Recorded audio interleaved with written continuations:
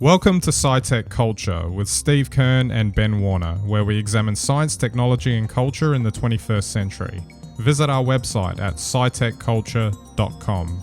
So it seems a little warmer today. I've got my t-shirt on because we're hitting the 30-degree mark and well above that this weekend in Melbourne. But it's one of those things. So need to stay comfortable while we're recording here, of course. Absolutely, yeah, it's warm here too in South Australia, so we're now starting to see a bit of summer finally. Absolutely. So Steve, I showed you some photos earlier in the week I bought a new 18.5-inch portable monitor, which obviously they've been around for a while, but I just got a nondescript one off of Amazon. It came in an unmarked box, so I'm assuming it's all good. But I like that it, and I'll overlay some photos of it now. But it was just cool that it can fold down into like sort of an iPad style setup, and I just slotted it straight into a drawer. It wasn't a problem at all, and I can like plug and play whatever I want in there. I tried the iPad, my work laptop, the Mac, and the only thing is the phone, because I didn't have a lightning to USB-C cable on me. I haven't got a 15 series iPhone yet with the USB-C, but it was good. I like that because I'm a bit space challenged, and I'm not getting rid of my iMac off of my study desk just yet. So the fact that I can just sort of plonk this on a table somewhere and just go and start editing or doing whatever is just a really cool thing, really. Yeah, that's excellent. I did like the look of the setup, and I think sometimes we get told all the time that we need big monitors and that they're best, but sometimes just a nice, clear, crisp monitor that sits neatly next to your actual workspace is perfect. Absolutely. And my crack about not having an iPhone that has a USB-C port is a nice little segue that we can do into the Samsung Galaxy S24 Ultra, and that's obviously the S24 line in general has come out recently. I only wanted to touch on it because, just so that, no one thinks that we only focus on Apple products, but I actually quite liked what I was seeing with this particular device, and even like the whole range. And it kind of just highlights that, there's obviously always the alternative, and, the Android fan base is obviously going to go for it, but it's the thing that I found about, I actually looked at it and thought, I'd actually, the thing is I wouldn't, because, I'm steeped in the Apple ecosystem, unfortunately, in this particular case, but I definitely wouldn't mind, if in another parallel universe, I would have picked this up, because there was another YouTuber was going through some use cases of it, and with Samsung DeX, he could, I was just talking about that portable monitor that I had. You could just plug like the S24 straight into the monitor. DeX comes up, and you've got like a Chromebook style thing going on. So that's one thing it obviously has over something like the iPhone. Like that truly could be like your single device, maybe, if you can work within some of its limitations. But it seemed pretty awesome in that respect. Oh, look, and I'll just put this out there for anyone who's been with Apple for so long they feel they could never leave. It isn't that traumatic to swap over to an Android phone. When you find the data they're scraping from you, that will be trauma. But the actual changeover's not that bad. And that is, you've actually touched on the one thing that even with the Android phones I had between 2015 and I think 2021, those Android phones, they connect just like another device, whereas, of course, Apple always have their iOS and their phones, and that's different to their sort of, computing range or their PC range, and they have all those sort of OS barriers or whatever it is they put in there between the two. So, that is probably what you've touched on, one of the things I did like about Android devices. And so, yes, your phone becomes part of your PC ecosystem rather than a separate mobile device. But it does look like a good phone. I've never been a real sort of fan of the Samsung phones, but I think you're right. If I was going to go back to Android now, I think Samsung the S24 would be what I'd be looking at. And to me, it seems like the one that's like most head-to-head with the iPhone anyway. I'm sure, I don't know, I'm not steeped in Android phones, so, people can tell me if there's another option like that, but it seemed on the surface anyway that the Samsung range is the one that's really competing with the iPhone. Google might think they are, but I agree with you, Ben. I really don't think the Pixel is really a patch on the Samsung or the iPhone, to be honest. Absolutely. Well, speaking of Apple, and we'll only touch on this quickly because we kind of covered it last week, the Vision Pro is actually out now and there's reviewers getting a hold of it. And I guess to sum it up, while it's considered amazing in so many ways, there's also a lot of commentary around how it comes up short in quite a few areas. And I think I got the hint that it was because Apple in its marketing material may have suggested that certain scenarios with the way it looked, the way it was used, were better than what we actually got.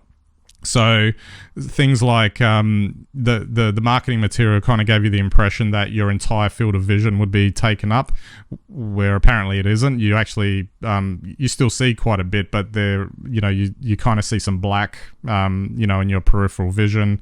Even the fact that they're trying to simulate an augmented reality environment, but it's still really VR because it's a video pass through to see the world around you. And obviously people are picking up that there's some limitations with the cameras on the actual Vision Pro to being able to duplicate your vision, which you couldn't ever, I mean, it makes sense really. You couldn't really expect cameras to replicate your eyes in terms of the fidelity of what you're seeing. So I guess if you're in a really well lit room or you're outside and it's really well lit, it's fine. It might be fine. But I noticed in some of the reviews that they were saying that if you're in a dimmer environment, or even if you're trying to pull something up closer to your face, in terms of the focus, it doesn't quite get there. So and that's where some of the problems come, I guess. Yeah, look, I am excited by augmented reality, and I think this is, on the one hand, I think this is a fantastic step forward in terms of technology with what Apple have done here. So I don't want to sound like I'm tearing it to shreds, but I am tearing it to shreds. I mean, to me, this is just, it falls into the 3D film basket. If you want to see 3D, how about you just step outside? Okay, like you don't need glasses. You step outside, you can see it. There is a use case for 3D in film, but we've just never quite nailed it. And I think as long as whatever headset you've got weighs, 500 grams, sits on your head, obscures your vision, requires cameras, etc., etc., etc. While it's going to have application and they will perfect aspects of that application, its usability is never going to quite be there. I think the concept of what Google Glass was, an ordinary pair of specs where you had really augmented reality, and augmented reality doesn't have to mean the most advanced technologies we have available today. It just means that you have a little bit of information in the glasses that you're wearing, like a heads-up display in a car. You don't need to open a file while you're walking along. If all you need to know is that if you go down that way, there could be danger, or it's not the right way, or that you had intended. So I think that's the issue with it. I think we're going to continue to see amazing applications of this technology, but really the use case and the price point because of that, it's going to be years, I think, before they can get it to a point where people want to use it, especially for augmented reality. You couldn't have a headset like that on in the workplace. No, absolutely. But I did enjoy Tim Cook trying to explain in an interview on, I think it was like a morning show in America, where he was trying to say that this was going to enhance interactions with others because you can, see people's eyes even though they're projected or whatever. And it was like, I know what you're trying to do there, but it's not really. And like I said, the true AR experience is going to be like what you said, where it's more like a pair of glasses and you're just seeing things augmented in your vision. And look, why would you travel to the bottom of the ocean to see what's out there on a camera? It's the same analogy, I'm afraid. Why do you see the world through a camera? I mean, it's like the high definition mirrors that they invented a while back that had almost the same resolution as a real mirror. Yeah, exactly. and there's big questions about that, about what that does even psychologically too, that if you strap this headset on for too long and your entire worldview now becomes what you're seeing through the video pass-through, I don't think that's probably a good idea. Well, I don't think it works for us in the present age, but maybe once we don't go outside anymore and we all live in rooms and eat tablets for food, maybe that'll be the ideal setup, and we'll be able to thank Tim Cook then for his foresight. Absolutely.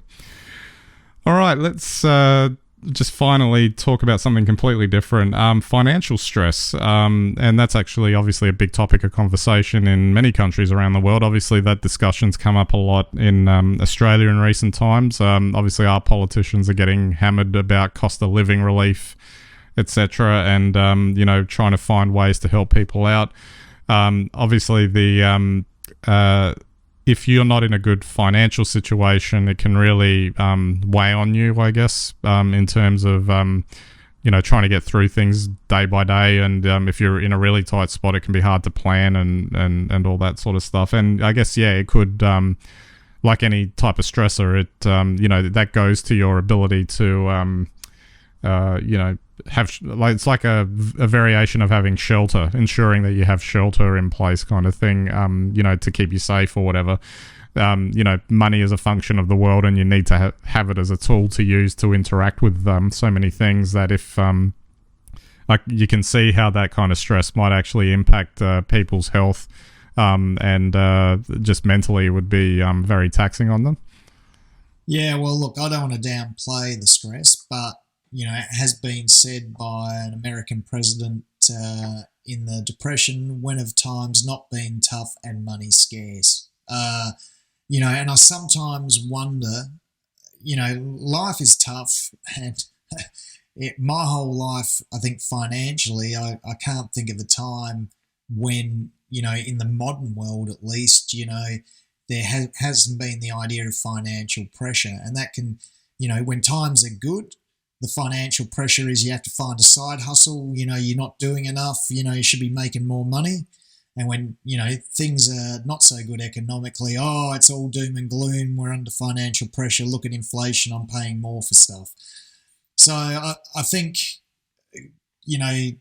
for most of us, unlike those who are independently wealthy, it's actually glass half empty most of the time financially, irrespective of whether you're on, a very, fine line, or maybe you've got a bit more margin. But it's the mental pressure I'm talking about. And I think social media now has shown that it's starting to exert additional pressure on people, either by making them feel like they're not making enough money, like they should be making more money, or times are tough and that they should be dissatisfied with what they've got or concerned about their future.